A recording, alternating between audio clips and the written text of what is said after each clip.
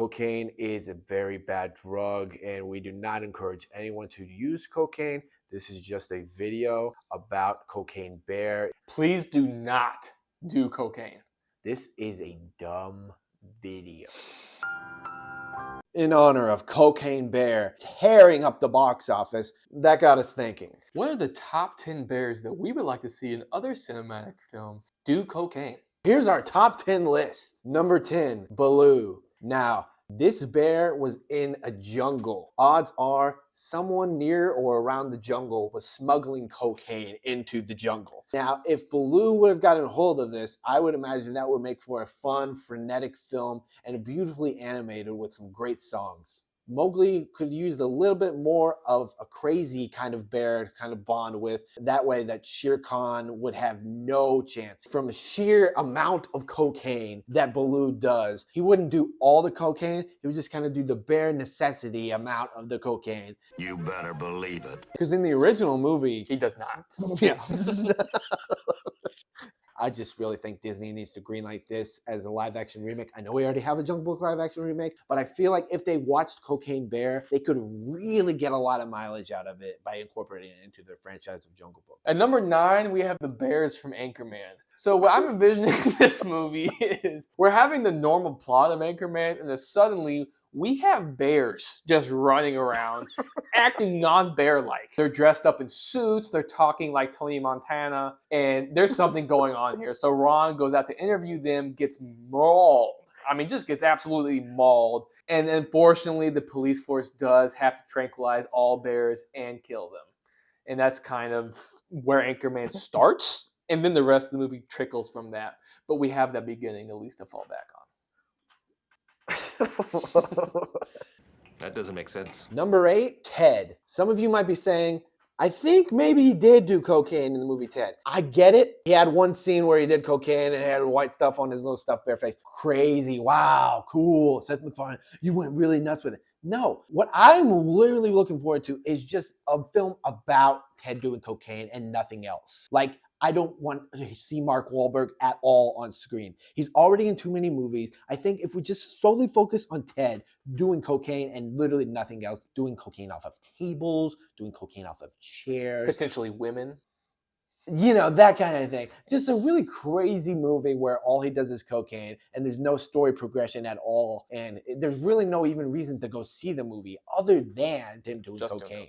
There are no other scenes. We don't want character development, relationships. This movie, we're doing strictly cocaine use. We gotta stop playing on it now. Number 7, Norm of the North. Now, you may be wondering, what is Norm of the North? That's because it's a terrible movie.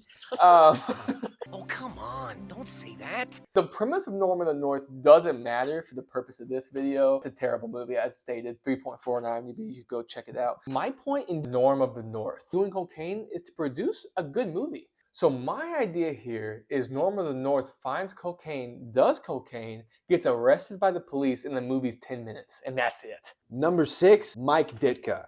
You might be thinking this is not really a bear, but technically he's a Chicago Bear, very famous head coach. The movie he's in is Kicking and Screaming. I enjoyed the film, but I do understand that it does have its issues. But you go to hell! And I think one of its major issues is Mike Ditka does not do cocaine at any point in the film. What could possibly be proposed as a sequel? Instead of Will Ferrell have to somehow figure out to be a good dad and let his kid play soccer. Terrible plot point. Just makes no sense. For a family movie, having a family-based message, awful. Throw it out. What we are kind of thinking here is, what if Mike Ditka, the greatest football coach in the history of football coaches, comes back and says, you know what?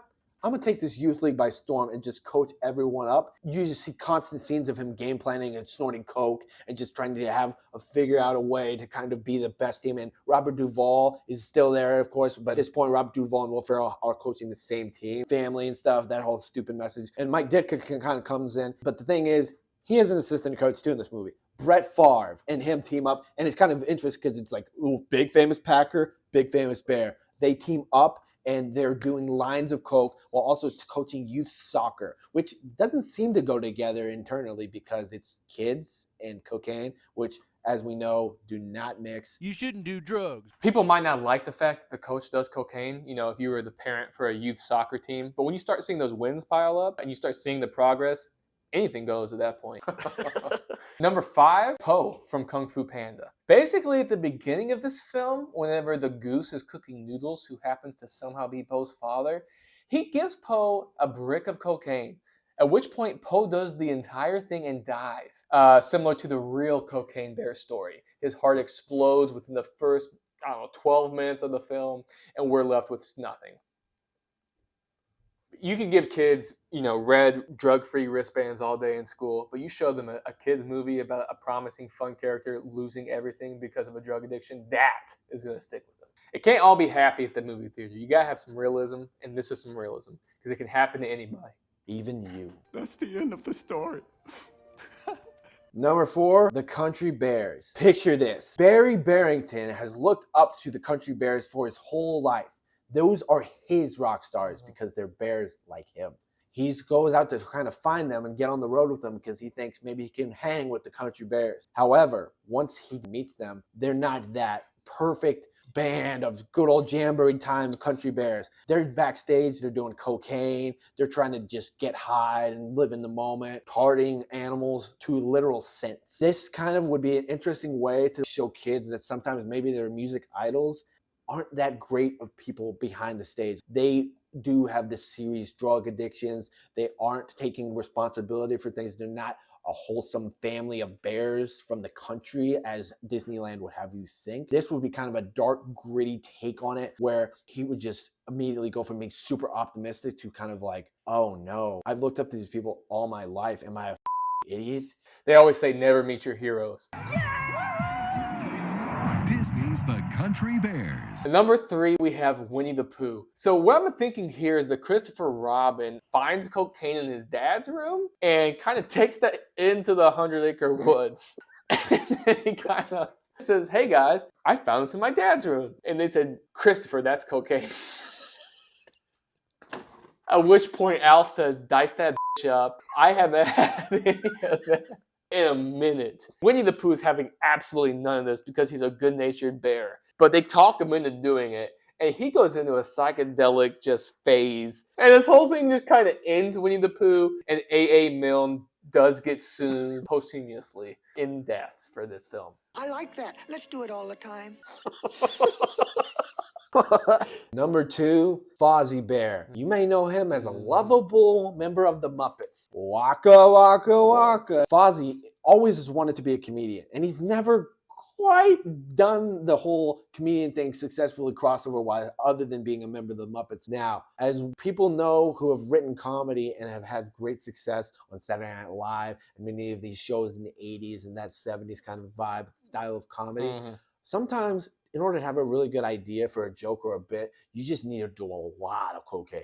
Fozzie Bear could really enhance and accomplish his goals and his dreams if he just did a little bit of crack cocaine. Get the brain moving, get some ideas. Because right now, getting high on life is not really working for Fozzie Not cutting Bear. it. Everybody liked him, and there was nothing funny about him at all. And if Kermit is like, I don't know what you're doing, Fozzie, come back. It doesn't matter. He's a comedian. He works at night. He doesn't want to do your stupid Muppet show anymore at that point when he's reached the pinnacle success of comedy that Fozzie Bear has always longed for. And I get that he respects and loves his friend Kermit, but sometimes you got to give up the people you love and respect for who you want to be, because you've got to love and respect yourself, even if that means defiling your body by doing a powerful drug like cocaine. Stop it. Get some help. At number 1, we have Lotso from Toy Story 3. So just basically picture the movie going as it was in theaters. However, forget the entire plot of Toy Story 3. We're going in a different direction.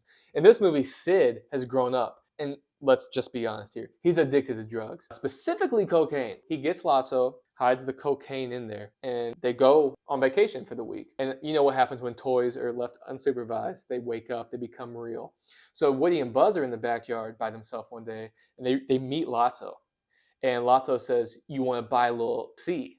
And they said, what the hell is a little C? He says, you want an 8-ball. They don't know what an 8-ball is, but Lotso knows what an 8-ball is because he's Sid's toy.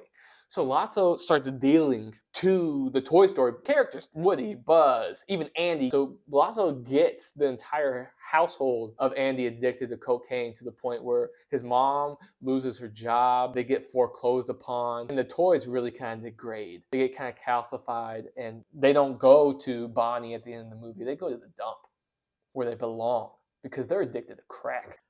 Maybe Lotso could have a catchphrase. You click his arm and he says, Lotso Coke for Lotso. Like maybe Sid programmed that because of his cocaine addiction.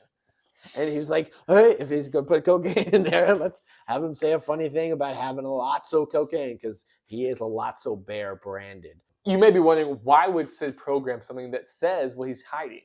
And I don't have an answer for that, but it makes for great television. This is what happens when you dummies try to think. We're all just trash, waiting to be thrown away. But that is, of course, why it is our number one on this list. That was the top 10 bears that we would potentially like to see in future films do cocaine. And we give up all rights and interests if any movie studios do see this video and want to use any of these ideas. No gratuities needed.